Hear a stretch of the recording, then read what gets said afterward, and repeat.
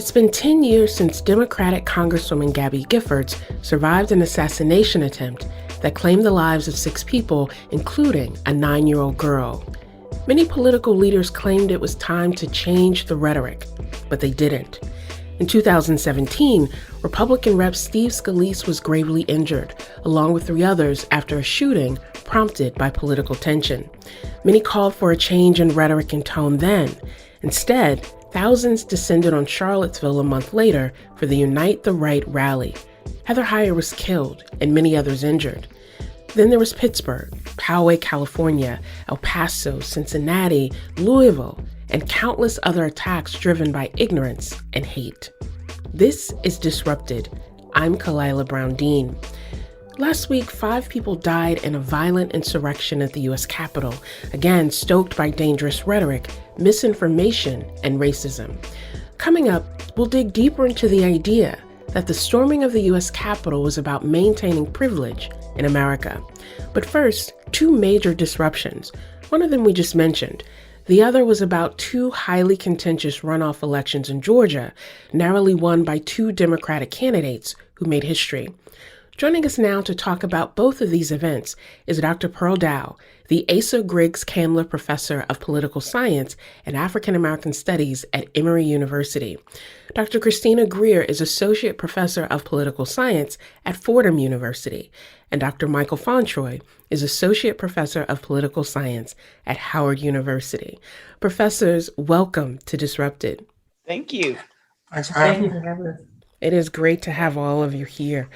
So everything that's been happening in American politics has, for some people, disrupted the trust that they had in American democracy. And for others, it was sort of a wake-up call to the fragility of that system that the 3 of you have been talking about for so long. So I want us to talk about that sort of dual reality, and then where do we go from there? So Dr. Dow, I want to start with you, Pearl, because you are a Georgia native. You have returned to your home state to teach and to live. And a lot of people were surprised by those Senate election outcomes that you had Raphael Warnock win, you had Jon Ossoff win, and people were asking, how did it happen? So what was the formula in Georgia to have those 2 wins? Well, it was exciting because being a native and particularly coming from Savannah, Georgia, it was quite sweet in the sense that this has been a long challenge for Democratic voters and particularly Black voters to vote for who they want and the person to win. And I think one of the things that we have to talk about in this conversation is in the South, how racial gerrymandering has made the South appear red. Georgia has long been a state that should have been blue years ago, but because of this gerrymandering that really began in the 90s following the Miller versus Johnson case in 95, areas such as Savannah, every area with the exception of the Atlanta metro area really had challenges in voting, and not just only voting, but electing people that they desired. Even if they were white Democrats, it just was not going to happen for Congress or the state legislature. So I think that itself suppressed voter turnout over the years. Particularly if we look at some of the local races, we can see that many of these local municipalities have had turnouts for mayoral elections less than 15%. And I think that really was one of that was impacted by what was happening, where people were like, why should I turn out? I cannot vote. I cannot select the person I want. And so I think that's a lesson learned. But I think one of the things about the formula is the fact that when we look at and we talk about the women on the ground that have been doing this work for several years, I think we have to look at what they actually did. And one of the things that I think they did was they filled in the gap. So historically, people just go out and register people to vote. And then a few weeks before the election, you try to get them to show up. They filled in the gap with particularly voter education. And really, the piece that I think is most important is one of the major ways that you can easily suppress a vote is to misinform people about when and where to vote. And one of the things that I saw was that these groups were really key in helping people know when the election was, where to go, and what to expect. And they did this in very strategic ways. So, for example, Black Voter Matters, they provided grants to organizations to post billboards throughout the Atlanta metro area that just said vote and the date and information about how to get more information about where to go. That was critical. And I think in this election, I don't think I knew a Georgian that did not know it was election day. 5 years ago, 10 years ago, that would not have been the case. So I think they were able to be very strategic about filling those gaps, being strategic in a pandemic, taking advantage of technology, taking advantage and really collaborating with organizations and people that were already in communities doing the work. Christina, the formula sounds so simple. Focus on people, focus on relationships. Don't think that you can just helicopter into an area and tell people what they need, but really invest in that local talent. And although it sounds really simple, we still know that African Americans, people of color broadly, are so underrepresented, particularly in statewide office, but at every level of government. Is this a formula that you think can work outside of Georgia? And if so, what are the investments we need to make now for that to happen? Kalila, I definitely think it's a formula that could work. I think the Democrats have dropped the ball quite significantly over the years. So we know that Fair Fight Action, that Stacey Abrams' organization, was working in the past few years in places like Nevada, New Mexico, Arizona, Wisconsin, Michigan. All of those states we know had substantive Democratic turnout, and many of them went blue this past presidential election. But I think Pearl says something that's really important about racial gerrymandering. And Kalila, if you remember, when we were at gerrymandering camp at Tufts University a few years ago, we spoke extensively about the mathematical ways that you can increase or decrease political power. And so I have always scratched my head in places like Louisiana, Alabama, Mississippi, where percentage-wise, they have some of the largest Black populations of the entire union. Yet and still, there seems to be zero Democratic representation, even though the vast majority, well over 90% of Black people in Louisiana, Alabama, and Mississippi identify as Democrats. But the way the districts are drawn in that state significantly decrease Black political power and representation. So if we can, and we have to remember, this is a long-term game. So if we can invest in southern states, we've already seen there's a blue wall on the West Coast in California, Oregon, and Washington. We're now starting to see the Sunbelt region in New Mexico and Arizona is turning purplish blue if we invest and work with our Latinx partners. And in the South, it is possible. If we can sort of shore up Florida, shore up Georgia, I don't understand why Louisiana, Mississippi, and Alabama are off the table. It just takes investment and some vision to understand how racial gerrymandering that Pearl mentioned works specifically against not just Democrats, but Black people in particular. We've seen it in North Carolina. We've seen it work in North Carolina when there's investment there, but it has to be sustained effort so that we can keep the states once we get them. Because Georgia, had a great win in 2020 and early 2021. There's no guarantee that this purple state that leaned blue this time will stay that way, because Ossoff and Warnock didn't win by 10, 15 percentage points. They won over the line, but that was major effort and a lot of money, time, energy, blood, sweat, and tears that went into that win. And so we have to keep that full court press in order to make sure that this is a sustained effort and these purplish states turn blue and stay blue.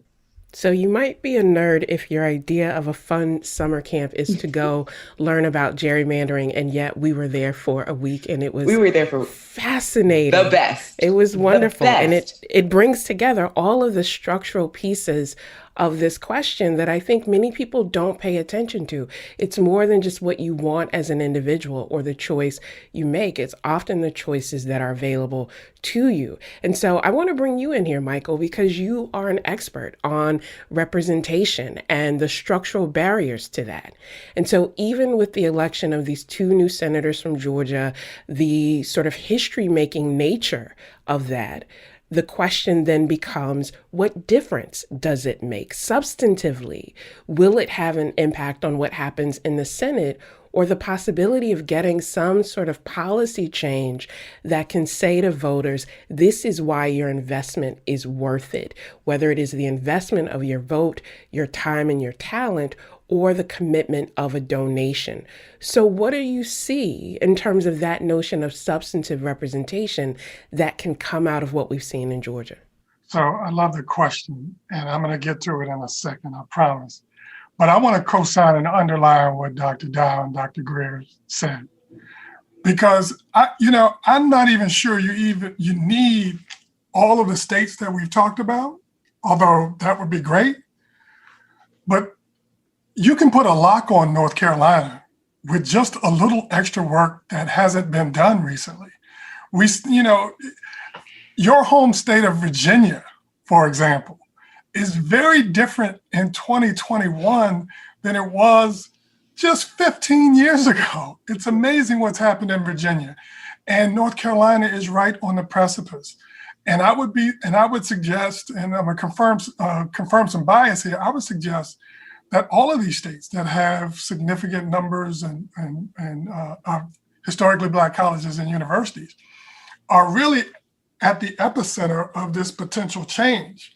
The state of North Carolina changed its ID rules specifically to outlaw and make it impossible for students at North Carolina Central University and North Carolina A&T and all of the other public HBCUs in the state from being able to use their state-issued student IDs. But that's a piece that the average person outside of that area is not attuned to. So when we hear about all of this concern about electoral integrity and protecting the ability to vote, what we know is that in North Carolina, these provisions were created intentionally to keep young Black people from voting. It's what we saw in Texas, to box out Prairie View A&M. And we're seeing it in a way that does not make the nightly news or the broader public discussion. And that is a form of suppression in terms of what difference it makes. In the Senate, in terms of public policy, representation matters. This is critical because it enables one group to wrest control of the schedule on which public policies will be debated and voted on from another group. And so minimally, it matters because the organization of Congress helps lead to the issues that are discussed and debated, and the starting point from that negotiation becomes one perspective as opposed to another. Long term, it will only matter if there are significant long-term changes and expansion in majorities in both chambers. The reality is a 50-50 Senate really can't do very much in either direction, and a closely contested House has limits on what it could do, although the House Rules Committee under Democratic control versus Republican control really does have a lot to say with how things get done. So as I think about what the next year or two will look like, the triage that has to be done on democracy wasn't in my initial calculus, but it looks like the next year or so is going to be dominated by restoring faith in democracy and responding to COVID-19, which crowds out space for a lot of other things. Michael Fauntroy is Associate Professor of Political Science at Howard University. After the break, we'll try to make some sense of last week's violent insurrection with Professor Fauntroy and Pearl Dow, Political Science Professor at Emory University, and Christina Greer, Associate Professor of Political Science at Fordham University. This is Disrupted. Stay with us. Welcome back to Disrupted. I'm Kalila Brown-Dean. Let's continue our conversation with Pearl Dow, Asa Griggs Candler Professor of Political Science and African American Studies at Emory University. Christina Greer is Associate Professor of Political Science at Fordham University, and Michael Fauntroy, Associate Professor of Political Science at Howard University. On the heels of the Democratic win in Georgia, the U.S. Capitol, known as the People's House, was overtaken by violent protesters attempting to stop the electoral vote certification. As we've had time to digest more of the footage and learn more about the people involved, it's become clear that the Capitol insurrection could have been even more deadly. I asked Dr. Dow if she was surprised. I think I was surprised in ways I didn't think I would be surprised, because you're really watching this thing. It was almost like slow motion. Like, am I really watching what I think I'm watching? And especially when you're familiar with the Capitol and the perimeter of the Capitol, and you're like, oh, they're not going to get that far. And then you see them, you're like, wait a minute, they're right in front of the steps. And for those of us that are familiar with that area, you know how difficult it is to get to that part of the Capitol. Capitol Police tend to be very aggressive about where you're supposed to be and jaywalking and all of that. You know, those of us that live there, we have bad experiences with that. But I think what is shocking, even now, I am still processing the fact that we possibly could have seen, and someone posted this on Twitter, a mass assassination. And I think I'm still processing what could have been. It's mind-boggling, but then it's not surprising when you understand what they feel is at stake, right? That their entire existence is under attack. Everything about this society, everything about white supremacist structure and ideology says from the time that they are born that everything is about them. And so when we hear people say, well, you know, they feel they're left behind, or they feel, no, what they feel is that they have not been able to use their whiteness to their benefit, and they want to blame somebody for it. That is what is happening. If their whiteness has not benefited them in the way that they were told it was supposed to. And so whose fault is that? So it's not just now we have these just Black people. It is the elites on the East Coast. It's the Nancy Pelosi's. It's the AOC's. It is the police that they have argued that they are in favor of.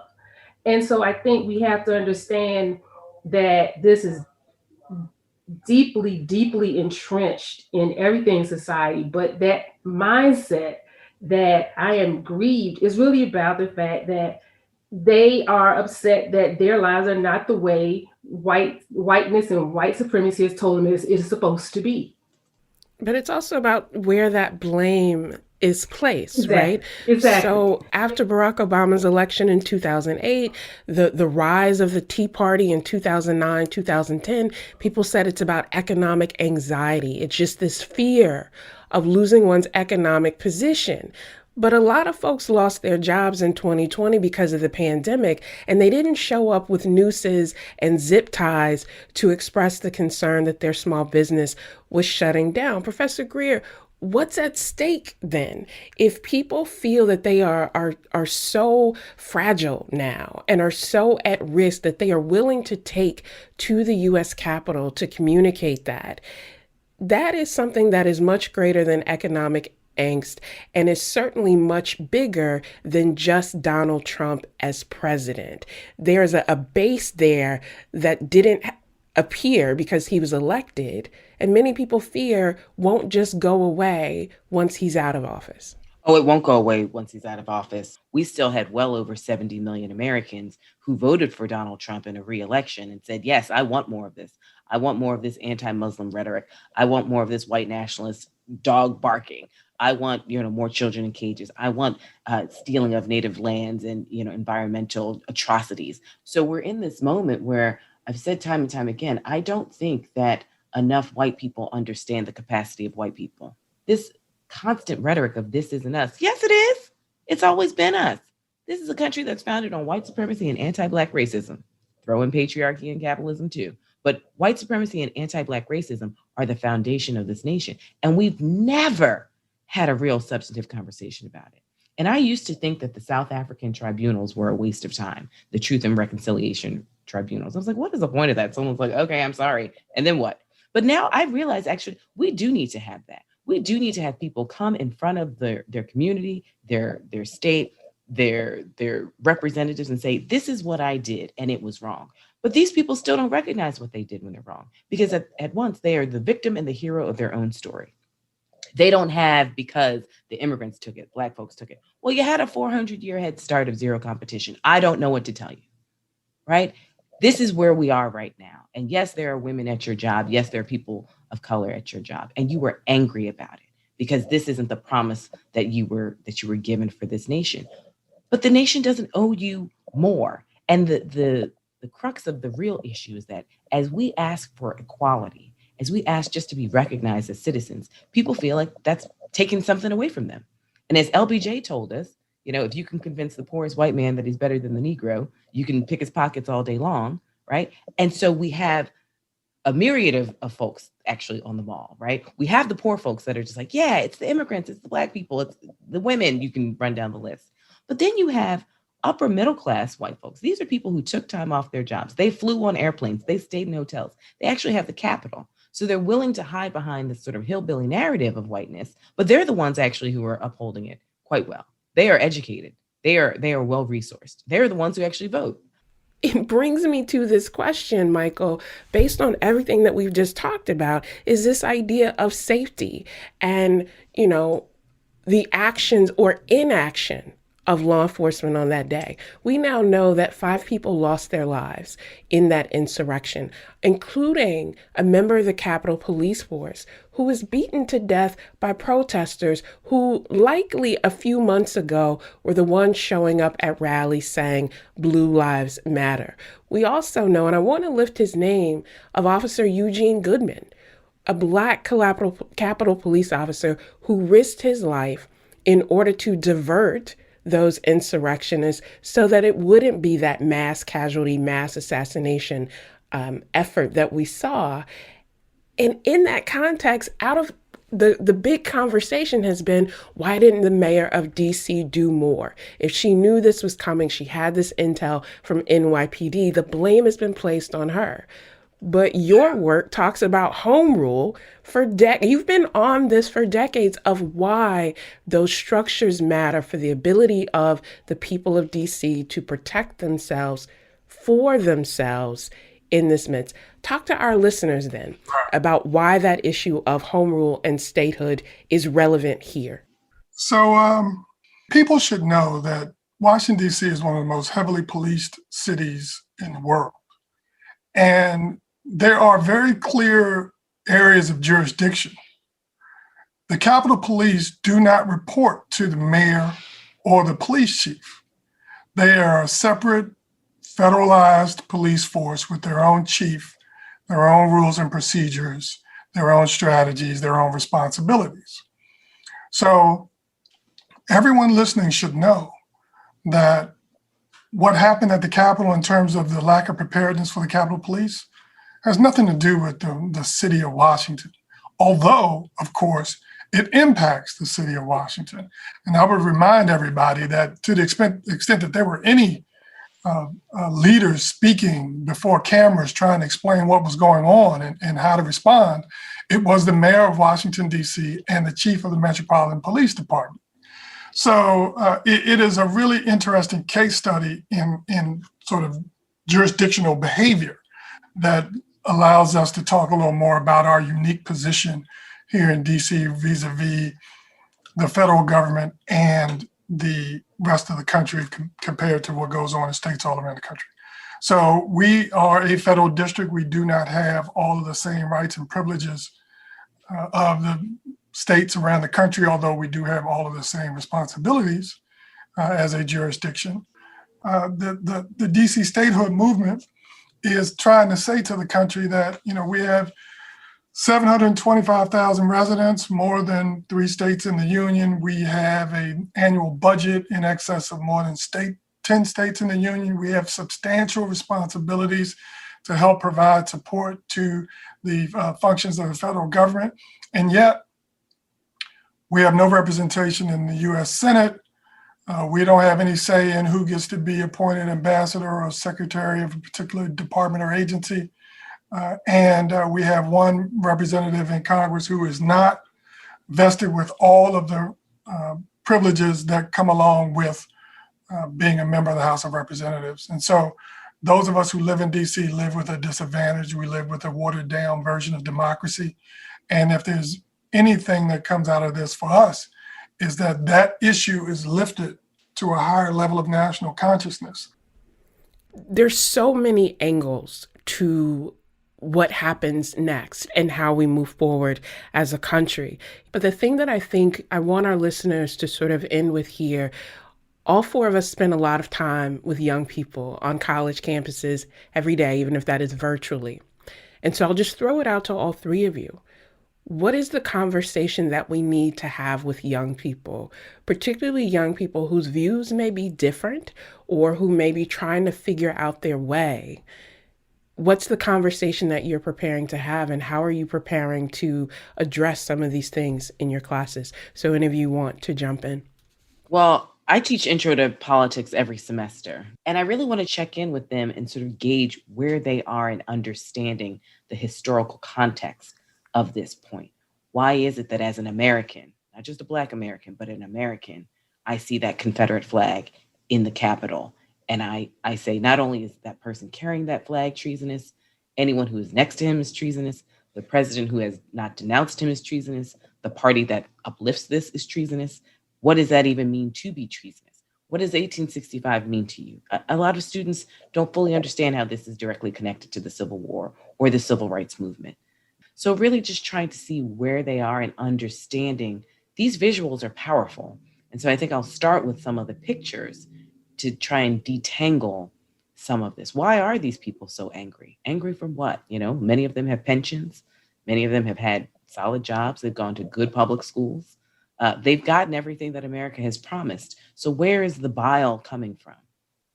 And where does it go? Especially when we have far too many elected officials on local, state, and national level saying, well, everyone's angry. Not in the same ways and not how it's displayed. And the response to that anger is also very different historically and in the contemporary. Professor Dow, what about you? What's the conversation you'll have with your students? Well, I'm teaching African American women in politics. And so most of the times when you teach that class, or even in my other courses, when you start talking about Black women, the question typically is, why are Black women functioning, thinking, being different than white women? That's usually the question. What my approach is and has been is really helping them connect the dots. But then I do a lot of history. I really have to really go back to the beginning. And a lot of times in classes, there will be days that I will stay on something. I'm like, I've got to stay here. I cannot move. And they're like, we talked about this last week. You didn't get it last week. But then I also have to do some emotional check-in too, because this is traumatizing, right? This has really blown up their thoughts about what America is, what it's not, who they are. But I think what I am excited about with these students, this age group, is that I think they have more of a deep intention of wanting to do. So I think I want to spend some time in trying to help shape a purposeful engagement and help them figure out and navigate how to do what's next. Dr. Fauntroy, you are at Howard University, which is one of the premier institutions of higher learning, historically Black colleges and universities in this country, and also the alma mater, not just to you and Dr. Dow and Vice President-elect Harris. What's the convo that you'll have with your students? Well, first off, there are going to be a lot of conversations because, I teach a course on the presidency to undergrads every spring. My guess is that this group is going to need some sort of care and feeding on the fundamentals. As Dr. Dow mentioned earlier, typical 18, 19, 20-year-old undergrads, of course, just don't have the historical context. So we were talking earlier about when Dr. Greer was talking about the Confederate flag in the Capitol, and my blood boils when I see that. But as I think about the footage that we've seen on the news the last few days, I think for current young people, that will be what the images of Bloody Sunday were for 18, 19, 20-year-olds in 1965, right? I think, I'm going to have to listen to and be responsive to their questions in a way that provides the context that they need. As we all know, we deal with people who are at one time acknowledging that they don't know a lot and they need help. But on the other side, they're very confident that they know all they need to know. You understand? They think they know, and so they need to be corrected on that too. So I'm going to be listening and then following wherever the questions take us. Dr. Pearl K. Dow is the Asa Griggs Candler Professor of Political Science and African American Studies at Emory University. Dr. Christina Greer is Associate Professor of Political Science at Fordham University, and Dr. Michael Fauntroy is Associate Professor of Political Science at Howard University.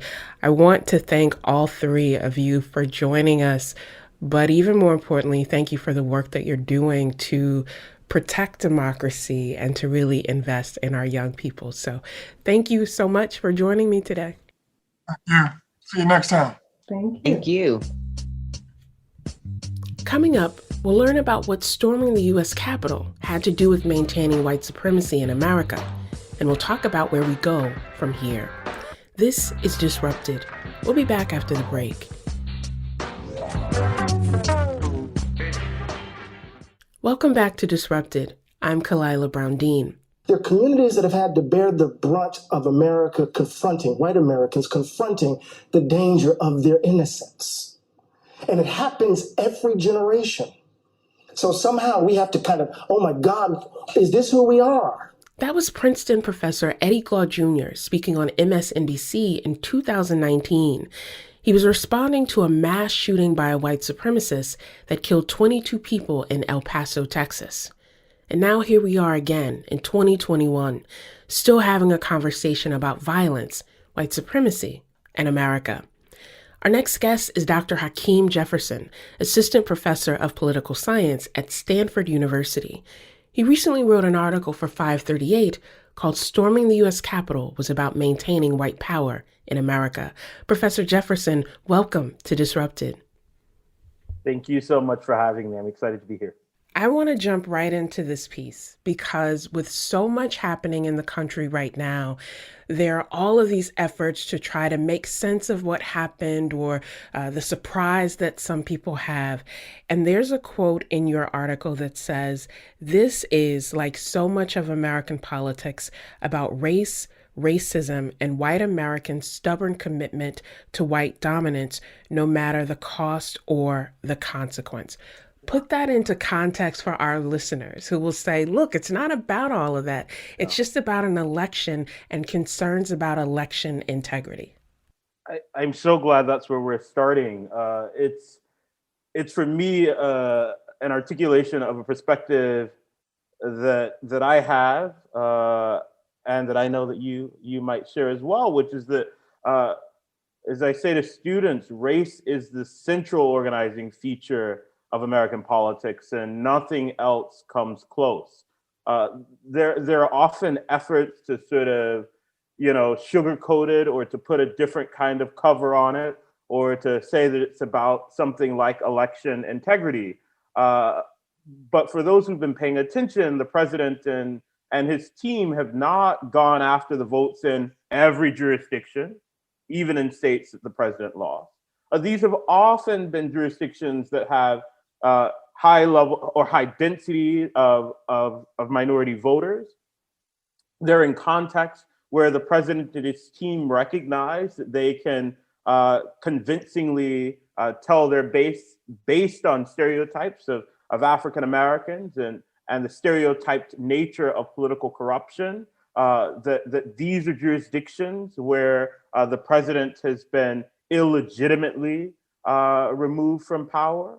And so those of us who study race and American politics are used to the various covers that people put on it, the gloss or the shine. But all of this is rooted in a dark history of racism in the US. And so in this piece, what I wanted to highlight once more is that if we're trying to make sense of why a bunch of white folk traveled from across the country to the Capitol and engaged in this violent behavior, right, we have to reckon with the deep investment in whiteness and white supremacy and white power. And I'm sure we'll get to this in the conversation, but you can't have looked at anything that's happened over the past decade in American politics, in particular the ascendance of Donald Trump to the White House, and not see that it is at least in part based on all the scholarship we have, based at least in part on white people's concern about a loss of status. And so that's where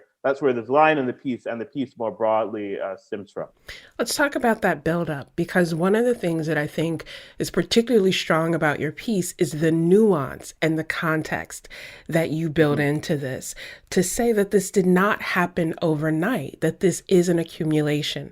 We can go back to the birtherism claims when Barack Obama was running for president, and that Donald Trump and his enablers were saying, prove to us that you are an American citizen and then worthy of this. And then, of course, there's Charlottesville in 2017. There's so many other examples. And yet, in November, the American people elected its first woman of color to be vice president of the United States. What do you say to people who say, look, it can't be all racist and all racism if we are still able to have a Kamala Harris elected as vice president and now a Raphael Warnock elected as senator of Georgia? I think I speak honestly with these folk, and I'd say to them what I have to internalize in my own reckoning with American politics. I would say to them that American politics is messy and it's complicated, and that you see at the same time a violent uprising in DC at the Capitol happening just as Georgians had elected to the Senate a Raphael Warnock, a Black man who preaches at Dr. King's church, and a Jewish man in Ossoff. And so American politics is messy and it's complicated, but we ought not look to one event, the ascendance of a woman of color, for example, to the highest office in the land that a woman of color has been appointed to. We can't look at that and say that removes, right, all of the legacies of racism and racial violence that are also a part of the American story. We can have both of these things be true, that there is a segment of the country that is moved, it appears, in a more racially progressive direction, right? And we still need to dig in on that a little bit more to know the sincerity of it, et cetera. But it appears to any of us paying attention that there's a segment of the country that is not just okay with a Kamala Harris or Barack Obama, but they're excited by it. They're enthusiastic about it. They think it reflects some progressive move in the country that they are appreciative of. But at the same time, there is this other undercurrent in American politics, that there is a sizable share of the citizenry that is really concerned about what all of this progress means for their racial group. And so all of this is happening simultaneously. And so for your listeners who are confused by it all, join the crowd. But I think we have to deal with the messiness of American politics and the longstanding legacy of race, racism, and white power and white supremacy to understand at least the darker parts of what we're observing. You know, one of the things that we learn very early on as graduate students in political science, but particularly American politics, is that mobilization breeds counter-mobilization. That's right, yes. So when you advertise, as you said, the browning of America or the sort of electoral mobilization strategies, it makes some people say, wait a minute, what about me? What about people like me, however I define that? And in your piece, you mentioned this seminal essay from Herbert Bloomer that was written in 1958 and is just as relevant today as it was when it was written. And it's called Race Prejudice as a Sense of Group Position. Talk to us about how the tenets of that article help explain this concern or fear that people have about losing ground, that if one group now has political voice, that it can threaten to shake the entire structure of power, particularly when we link that power to race. this piece is one that you were introduced to very early on, and it's one that has so shaped the way that I think about race and race prejudice in the US. And Bloomer is coming to thinking about race prejudice at a period when some folks are talking about a kind of psychological feeling of racial prejudice, sort of birthed just out of a kind of socialization or about a bad feeling. I just don't like these people. And what Bloomer's piece reminds us of, and what scholarship that builds on this work has done since, is to say that we can make sense of white people's prejudice by understanding the desire to hold on to power, the reaction to, and I want to get this language right, because I think it's so important. And if you'll indulge me, there are just 4 quick pillars of this idea, and Bloomer writes about these four basic types of feeling, and I'll go through them quickly here. There's this feeling of superiority, check. A feeling that the subordinate race is intrinsically different and alien. These people aren't like me, check. A feeling of proprietary claim to certain areas of privilege and advantage, a kind of entitlement to power, check. And then lastly, a fear and suspicion, and this one's really important, a fear and suspicion that the subordinate race harbors designs on the prerogatives of the dominant race. And that's all fancy academic speak, but what Bloomer's saying in this last and 4th point is that white folks not only feel this sense of entitlement, they think of these groups as being different, they have this sense that on the heels of their power are these racial and ethnic minorities who through institutions, who through culture is heightening the precarity of white people's power. And we can't understand the ascendance of Donald Trump or the mob violence like what we saw in DC, these groups harboring designs on the prerogative of the dominant race. And so Bloomer's theory is thinking about group position and concerns about group position. And for listeners, it's important that we all are concerned about status and status loss, but it manifests differently when that concern is located among members of a dominant group that actually wields a great deal of societal power versus these concerns about status among traditionally oppressed groups. We should worry, that is, a great deal when members of a dominant group that still wields so much societal power perceives that they're losing status and losing power. And that gives rise to the kinds of things that we've seen in recent American history and across the long stretch of American history, in fact. You know, you've said it before, and I think it bears repeating. American politics is messy. It's uncomfortable. It's not linear. And it's one of the things that frustrates my students to no end, particularly those who will take my intro to politics course who aren't poli-sci majors, because they want to know, here's the right answer, this happens, and then this other thing responds. And it's not that comfortable. And when we think about that, we think about that reality that I think sometimes some of us take for granted because we know this life and we've experienced it. I always think about what comes next and what is the power that we all as everyday people can claim in order to move things forward. And in thinking about that, in his remarks, President-elect Biden said, "The scenes of chaos at the Capitol do not reflect a true America, do not represent who we are." And many people bristled at that because they watched what happened at the Capitol and they had memories of what happened when schools try to integrate in the South. Or as you mentioned, Charlottesville and what happened when people said, "We will not be replaced."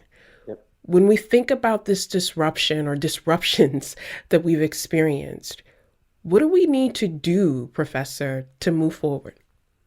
I don't have the answer to that question, so I'll answer it in a way that reflects the uncertainty that I have, because I think in this moment, as I've said online and elsewhere, we all need to tell the truth, both about what we know and about what we don't know.